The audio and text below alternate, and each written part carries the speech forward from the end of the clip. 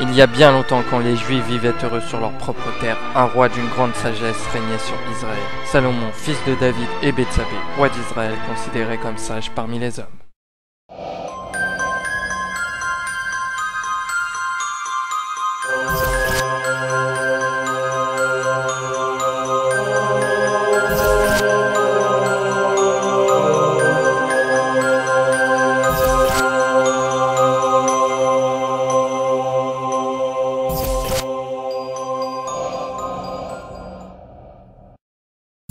Vous l'aurez donc compris, aujourd'hui nous allons parler du roi Salomon, et pour cela direction Jérusalem.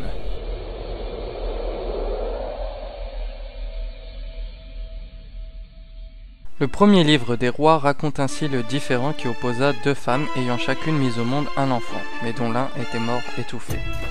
Elles se disputèrent alors l'enfant suivant. Pour régler le désaccord, Salomon réclama une épée et ordonna « Qu'on m'apporte une épée !» Bien. Maintenant, prenez-la et coupez l'enfant en deux et donnez-en la moitié à chacune. C'est alors que l'une des femmes déclara « Oh non, Seigneur! Donnez l'enfant à cette femme! Pitié! C'est le sien, c'est son enfant. Donnez-le lui, mais ne le tuez pas! » En elle, Salomon reconnut là la vraie mère, préférant le perdre que de le voir mourir. Et c'est pour cela qu'il lui fit remettre l'enfant. Tout Israël apprit alors le jugement qu'avait rendu le roi et vit en lui la sagesse divine. Salomon est aussi connu pour avoir créé la première maison de Dieu, temple de Jérusalem, dit aussi temple de Salomon, et il y fit déposer l'arche d'alliance. L'arche d'alliance incarne à elle seule l'un des plus grands mystères de l'occultisme. Elle n'était visible et accessible uniquement que par une élite. Personne ne devait la toucher au risque d'être foudroyé instantanément par un éclair ou un arc électrique. Elle était souvent en lévitation au-dessus du sol grâce aux 4 pierres de la perfection et de la fondation. Son énergie est telle qu'elle pouvait faire s'effondrer les murs d'enceinte d'une ville.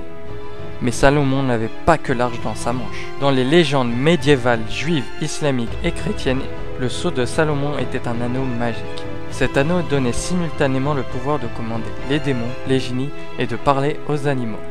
Mais ce n'est pas tout, il existe en Orient une légende encore tenace qui prête au grand roi biblique l'usage d'un engin volant appelé l'aéronef de Salomon. Dans le Kebra Nagast, le roi Salomon allait visiter son fils Némélique Ier d'Éthiopie en volant sur un tapis.